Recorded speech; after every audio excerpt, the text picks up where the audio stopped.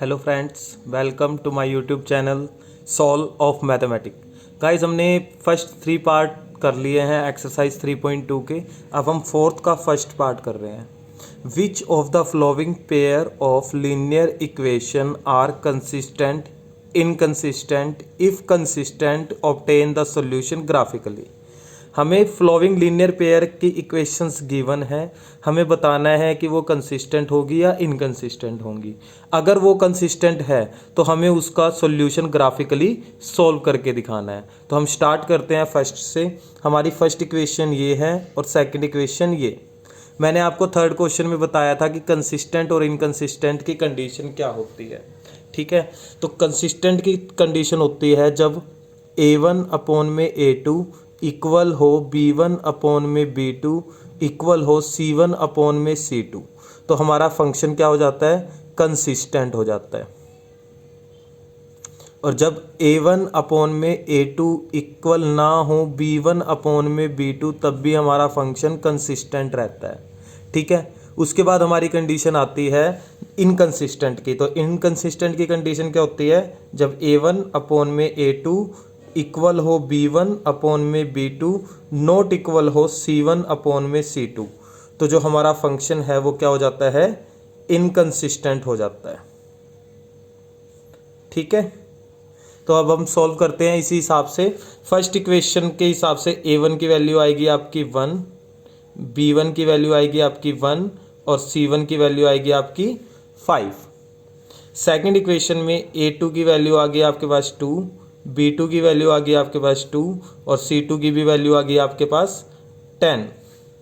तो अब हम रख के देखते हैं वैल्यूज़ को। 1/2 A1 अपॉन में A2, ठीक है, B1 अपॉन में B2 रखेंगे, ऐसे ही C1 अपॉन में C2।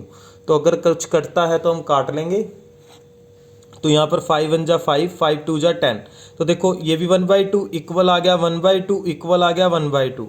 तो आपके पास कौन सी कंडीशन आ गई मेरे पास? A1 अपॉन में A2 इक्वल हो गया B1 अपॉन में B2 इक्वल हो गया C1 अपॉन में C2। तो हमारा फंक्शन क्या हो गया? कंसिस्टेंट। तो मैं क्या कह दूंगा? This pair of linear equation are consistent. ठीक है, तो जो मेरा फंक्शन हो गया वो क्या हो जाएगा? कंसिस्टेंट। और अगर ये फंक्शन कंसिस्टेंट हो गया तो मैं क्या करूंगा? ग्राफ बनाकर दिखाऊंगा। तो देखो, ग्राफ के लिए पहले हम पॉइंट्स निकाल लेते हैं। एक तो आ गया मेरे पास, पहले x plus y is equal to में 5 को लेकर पॉइंट निकाल लेंगे और एक हम 2x plus 2y is equal to में 10 को लेकर पॉइंट निकाल लेंगे। ठीक है, तो x प्लस 5 को लेकर निकालते हैं। एक्स वाई, अगर मैं यहाँ पर x की वैल्यू को 0 रख दूँ तो ये x 0 बन गया, y की वैल्यू मिल गई मुझे 5। और मैं अगर y को 0 रख दूँ तो मुझे x की वैल्यू मिल जाएगी 5। ठीक है, इसी तरीके से इसके पॉइंट्स निकालते हैं। एक्स वाई, अगर मैं x को 0 रख दूँ तो मेरा 2x 0 बन जाएगा, 2y इज इक्वल टू में 10, तो मेरी y की वैल्यू आ जाएगी 5। और ऐसे ही अगर मैं y को 0 रख दूं तो 2y 0 बन जाएगा, 2x की वैल्यू 10, तो x की वैल्यू आ जाएगी 5। ठीक है, तो दोनों से हमने पॉइंट्स निकाल लिए। तो अब हम इन दोनों पॉइंट्स का यूज करके ग्राफ ड्रॉ करेंगे। तो गाइस, हमने एक ये कार्टेशियन प्लेन बनाया है, एक्स वाई प्लेन बनाया है। अब इन पॉइंट्स को हम इस पर करेंगे। ठीक है, तो यहाँ पर देखो क्या था, x की वैल्यू 0 और y की वैल्यू 5। x की वैल्यू कंप्लीट 0 इस पे लाइन पे होगी और y की वैल्यू 5 ये पॉइंट, तो यहाँ से ये पॉइंट मिल गया हमें। ऐसे ही y की वैल्यू 0 और x की वैल्यू 5, y की वैल्यू 0 इस पूरी लाइन पर होगी और x की वैल्यू 5 ये पॉइंट, तो यहाँ पर इसको, इन दोनों को हम क्या करेंगे? मिला देंगे। तो हमने इन दोनों को क्या किया? ज्वाइन कर दिया। ठीक है, इन दोनों को हमने क्या किया? ज्वाइन कर लिया। ऐसे ही जब मैं इसके पॉइंट्स लूंगा, x की वैल्यू 0 y की वैल्यू 5, तो यही पॉइंट आएगा। ऐसे ही x y की वैल्यू 0 x की वैल्यू 5, यही सेम पॉइंट आएंगे। ठीक है, तो इन पॉइंट्स के नाम दे देते हैं। ये 5,0, x की वैल्यू को आगे लिखते हैं और y की वैल्यू को पीछे।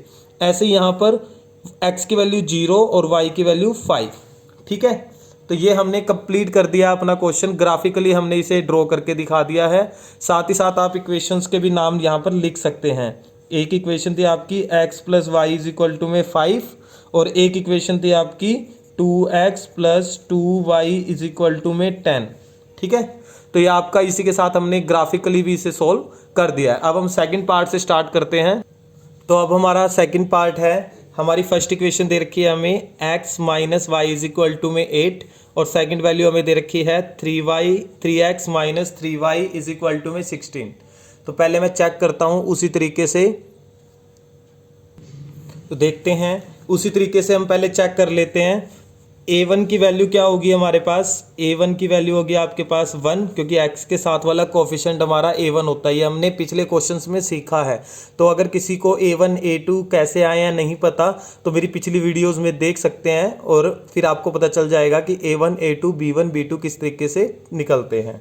ऐसे ही b1 की वैल्यू आ गई आपके पास y के साथ -1, c1 की वैल्यू आ गई आपके पास 8, ऐसे ही a2 की वैल्यू आ गई आपके पास 3, b2 की वैल्यू आ जाएगी आपके पास -3 और c2 की वैल्यू आ गई आपके पास 16। ठीक है, अब मैं चेक करता हूँ 1/3, ये -1 में -3 और 8 में 16, 8 1 जा 8, 8 2 जा 16, यहाँ माइनस से माइनस कैंसल, तो यहाँ पर वैल्यू आ गई 1/3 इक्वल 1/3 नॉट इक्वल 1/2। ये हमारी कौन सी कंडीशन बनी कि जब a1 में a2 इक्वल होता है b1 में b2 नॉट इक्वल होता है c1 में c2, तो हमारा फंक्शन इनकंसिस्टेंट हो जाता है। तो जो हमारी इक्वेशन आती है वो इनकंसिस्टेंट आती है, तो हम क्या कह देंगे, this pair of linear equation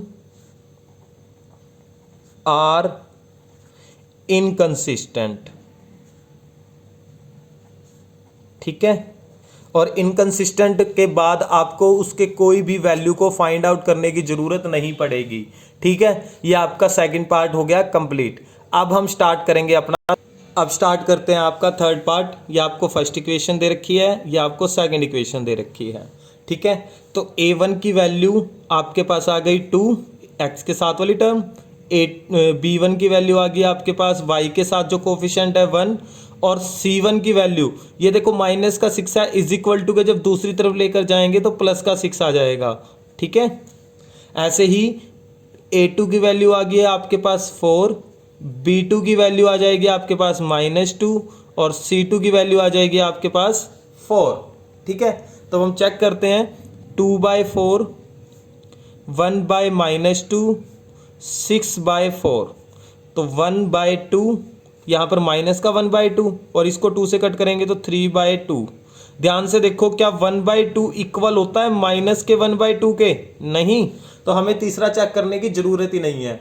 जब पहले ही दो इक्वल ना हो, जब a1 में a2 इक्वल ना हो b1 में b2, तो फंक्शन हमारा क्या हो जाता है, कंसिस्टेंट।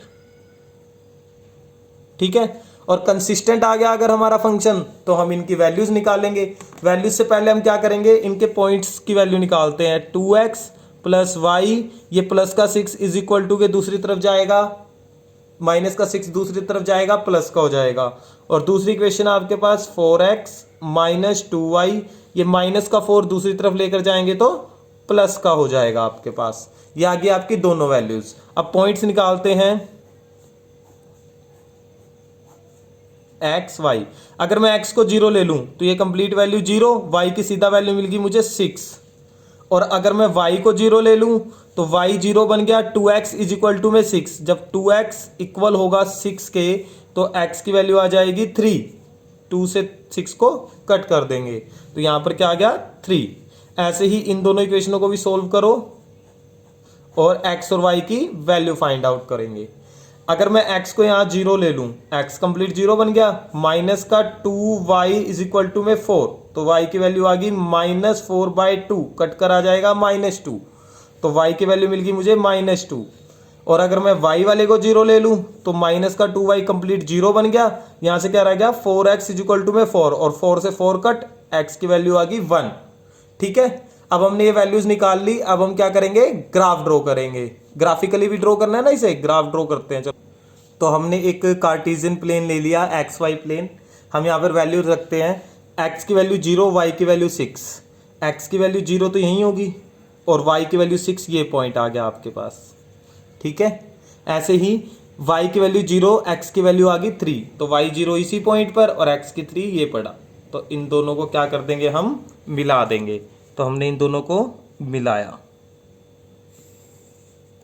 ये आ गई हमारी एक लाइन। ठीक है, अब ऐसे ही दूसरे वाले के पॉइंट, x का 0, y का -2। x का 0 यहीं होगा और y का -2 यहाँ नीचे, तो ये आ गया -2 पॉइंट। ऐसे ही y की 0 और x की वैल्यू 1, तो y की वैल्यू 0 यहाँ और x की वैल्यू ये, तो इन दोनों के सामने ये पॉइंट आ गया।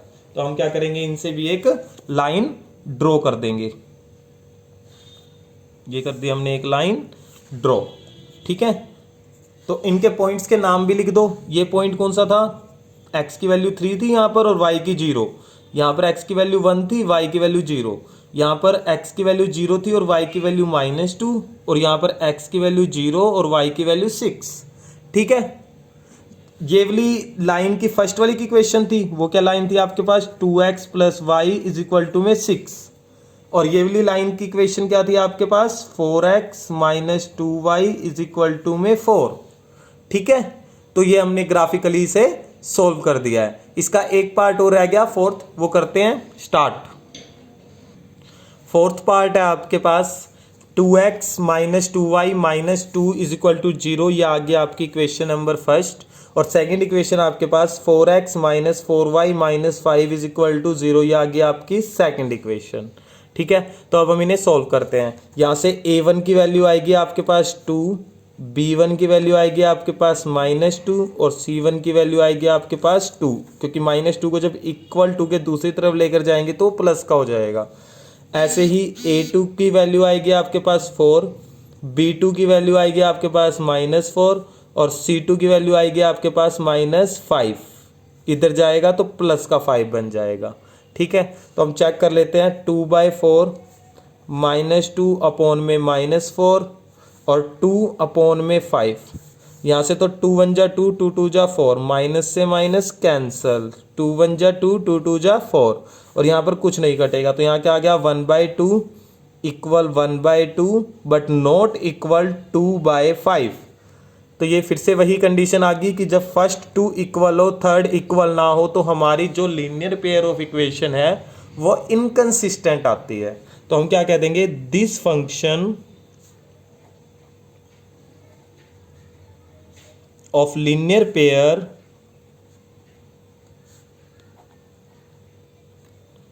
Are inconsistent. और जब हमारा फंक्शन इनकंसिस्टेंट हो तो हमें उसे ग्राफिकली शो नहीं करना है। तो इसी के साथ गाइस जो आपके फोर्थ के चारों पार्ट हैं वो कंप्लीट होते हैं। अगर गाइस आपको अच्छे से समझ आया तो आप इस चैनल को ज़्यादा से ज़्यादा लाइक करें और सब्सक्राइब करें। थैंक्स।